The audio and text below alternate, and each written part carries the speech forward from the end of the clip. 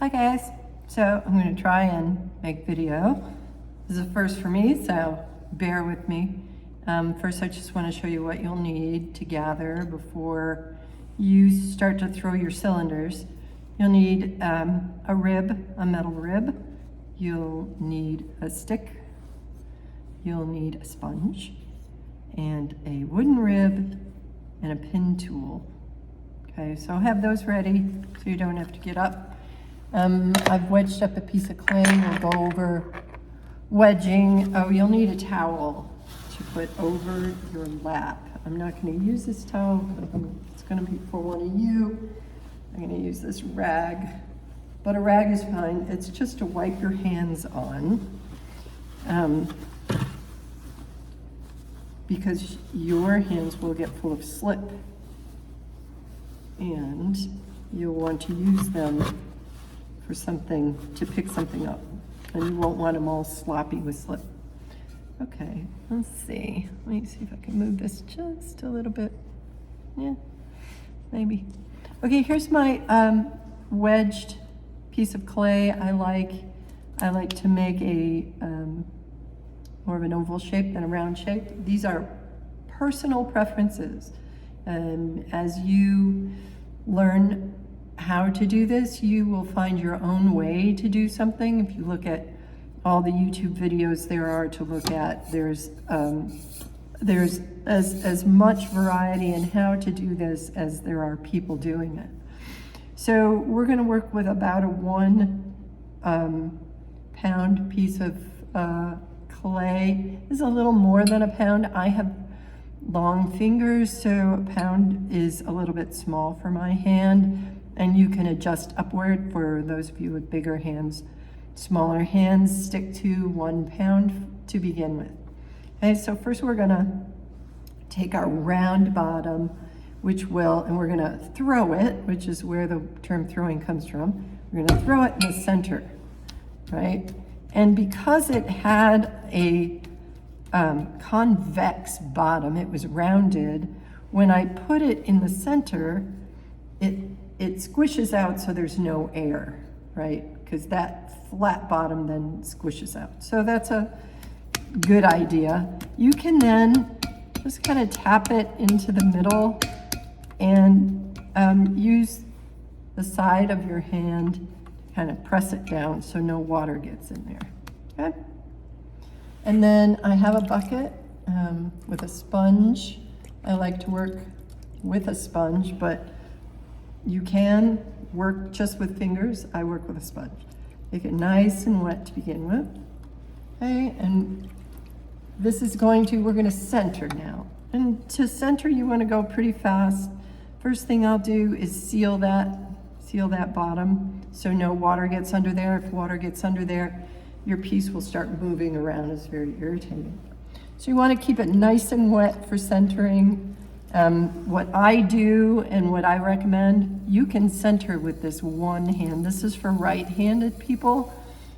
I teach right-handed. Left-handed people I suggest, if there are any, I don't think there are, but I do suggest there's 2 videos on YouTube of lefties.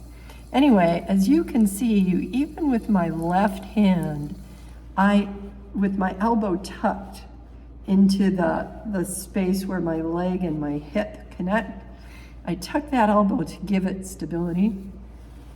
I keep the clay wet, it's gonna keep drying out.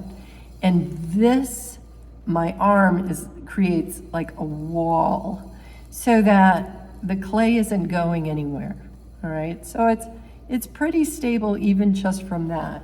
And then I'm gonna keep wetting it. And then I'm going to use the butt of my right hand, and I'm going to come at a slight angle, not straight down. I'm not going to squish straight down. I'm going to come at a slight angle.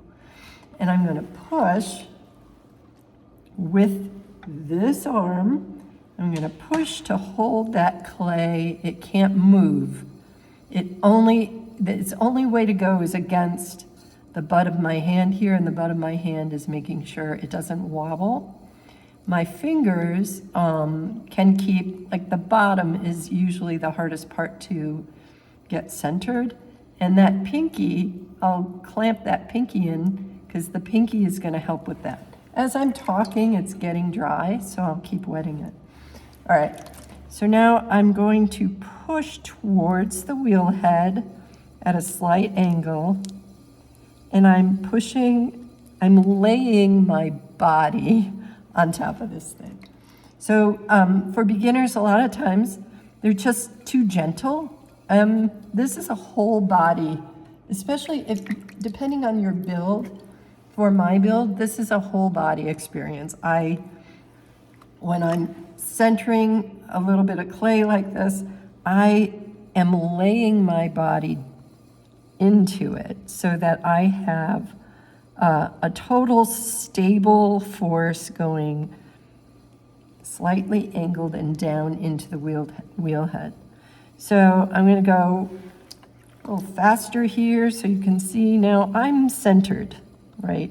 If your clay is fresh from a bag and it's been pugged, which this clay has been, it's not going to be hard to center it, especially for a small amount of clay. So we're not going to cone it up. We're just going to work on centering right out of the gate.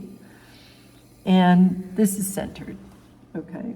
Now I can knock it off center, right? Like that. And I can get that back into center with, once again, it's this part of my hand, and I'm leaning my body into my arm, which is perfectly straight, and it's setting up a wall. It is not moving. The clay is not allowed to move my arm. My arm is setting a wall. And then this hand is compressing down, and that combination, pressing down and pushing with this hand. And I would say I'm pushing with this hand at about 1 o'clock. It's not 12 o'clock because that I'd have to put it in my belly button. So this is at about 1 o'clock, all right? So it's centered. And now we want to create an even bottom. So if there's any skirt of clay, you can take your fingers, you will wear your fingernails out pronto with this. It's like sanding them off. But you can just use your tools to clean that up. You don't want a mess. You always want, at every stage, you want to clean it up. So I tuck the bottom in a little bit, because the bottom is always what's too thick, right? A lot of times, especially beginners, they'll get a nice thin wall and then their bottom will be really heavy. So I just kind of tuck that in a little bit, takes away excess clay that I'm not going to need. It also gives me a place to push because now I'm going to open the clay. All right. So to open the clay, lots of ways to do this, but nice and wet, not too fast, not too slow. I'm going to use 2 thumbs and I'm going to push them down to create an inverted pyramid. So I'm not going to go straight down because it's really hard. You can miss the center. But if you create, and I'm going to fill that little hole with water so I'm lubricating as I go. If you can create this upside down pyramid shape, it will stay centered. My outside hands, the fingers on my outside hands, they're keeping this within its boundary. They're not letting it get too weird, too many bulges. I just want it even. So I'll keep pushing down, and then I'm going to what's called centering the rim. So centering the rim, you basically compress the rim down. The rim tends to get thin faster, and it can get out of true. And so you always kind of compress it down, right? This clay is very slippy, so it gets really messy. So now we're going to check the bottom. I've got this pin tool, and I'm gonna go to the bottom, and I have about that much clay, which is enough, but I can't make it any thinner, right? I don't want it thinner than that. It would be okay if it were a little bit thicker. I could always trim it off, but where it is fine as long as I don't go any further. You don't want to take your inverted pyramid down to the bottom, right? You need to have some clay down there, and between 1/4 and 1/2 inches, depending on the size, and this is going to be small, so 1/4 inch is acceptable. All right, so now we're going to continue opening, and I'm going to, as I go, I just want to maintain a sense of order. I don't want anything to really get messy, and everything needs to be intentional. So no sloppy wheels, always clean off your wheel. Okay, so now we're gonna open. Lots of ways to do this. Again, I will just show you this one method, which is, again, I'm using this hand, the butt of my hand against the clay, and I'm pressing firmly, but not moving it anywhere. It's just a nice firm wall. And I'm going to take these 2 fingers, and I'm going to basically, I have a little circle in the bottom, and I'm going to curl these 2 fingers in towards my hand, and I'm going to open up the circle in the bottom.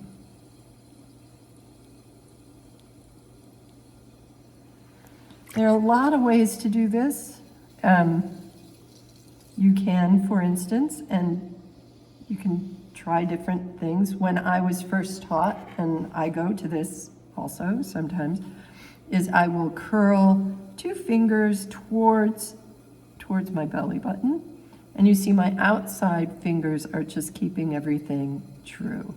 And what you're trying to do in this case is you're widening that circle without making it deeper.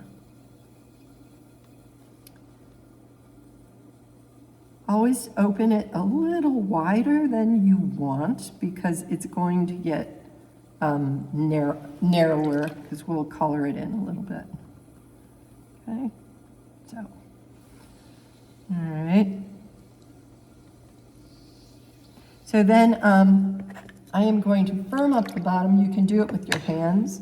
You can run your hands along the bottom, pressing down, and that compresses the bottom so that it won't, it will help prevent it from cracking. You don't want it too soft down there. You want a firm bottom so that it's not too squishy.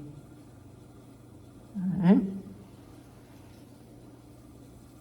You also don't want a hole. You want it flat with no center hole. I think when you're a beginner, a lot of times that center hole is a problem that you just need to, you can fill in by pushing clay in towards the center from the outside, but you don't want a hole in the center.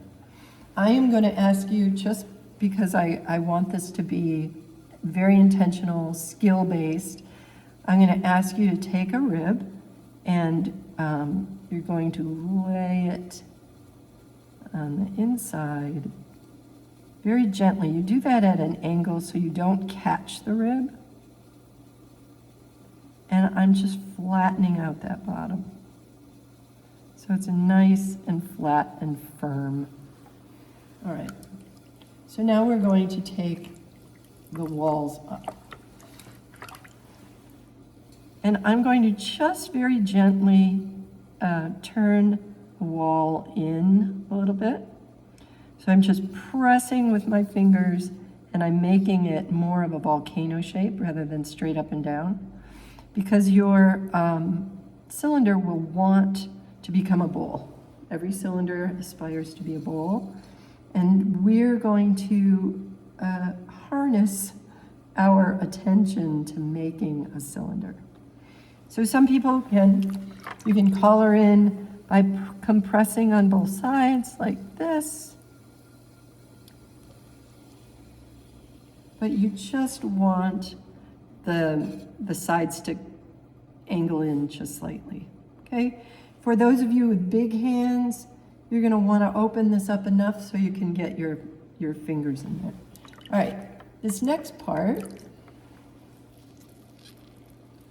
I'm going to, with my thumb, I'm gonna give myself a little indentation, and I'm gonna take a sponge, nice and wet sponge, and my fingers are going to be on top of the sponge, but the sponge is gonna make contact with the clay to keep it nice and moist.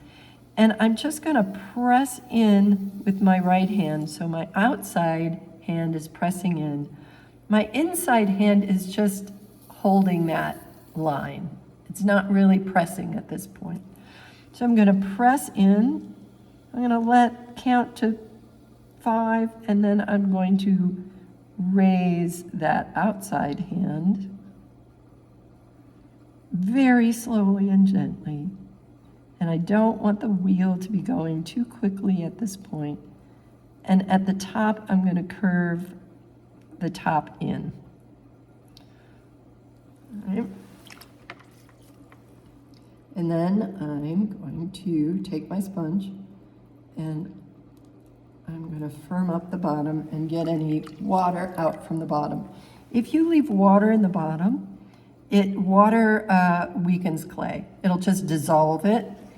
So you always want to take the water out of the bottom. And then I'm going to center the rim. Centering the rim, my left hand, just these 2 fingers just go around the rim, and my right hand just presses down a little bit.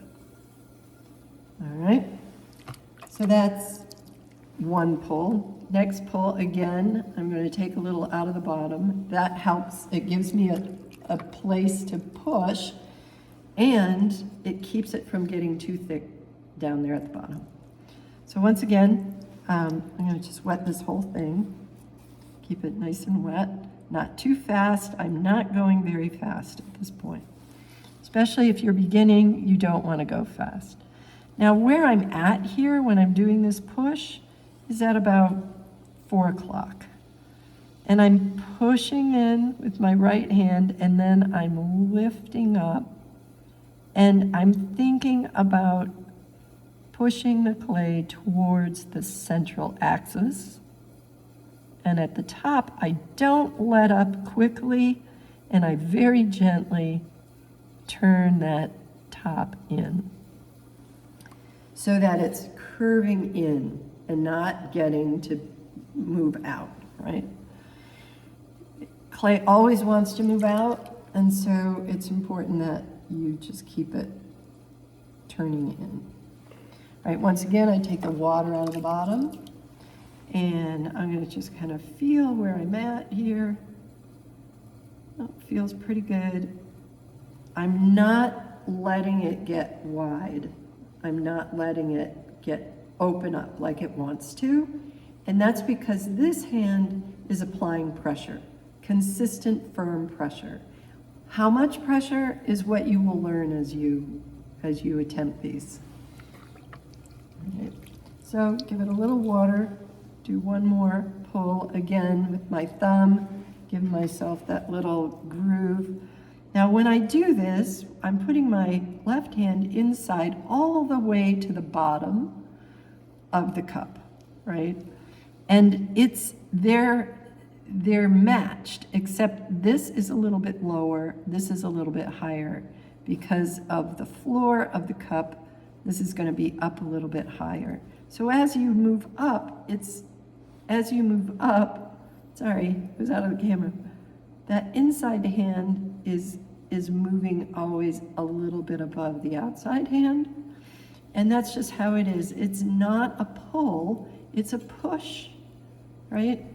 So I'm pushing with my outside hand, and then I very gradually take, and it's nice and slick, and I'm taking that wall up gently, and when I get to the top, I'm not letting go too quickly because I'm going to push it in. All right. So, feel that. I could probably do that again. I'm going to let me center my rim. What I'm going to do now is just straighten it out a little bit, which I'm going to take the wooden rib on the outside at an angle, and I'm going to push against it and move my fingers up to kind of straighten out that side. And I could do that again.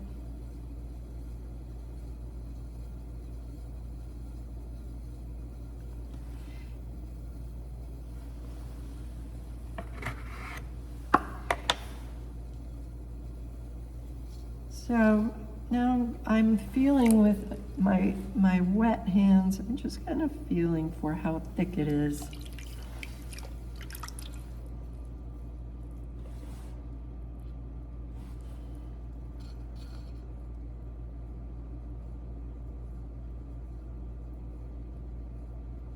That's pretty good.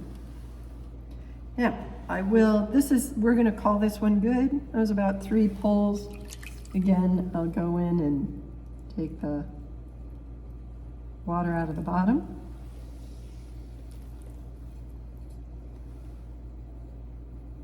Take the slip off the side. I'll look at it from the side. And I'm going to take my my wooden tool here, and I'm just going to trim that bottom. Make sure it's not flaring out.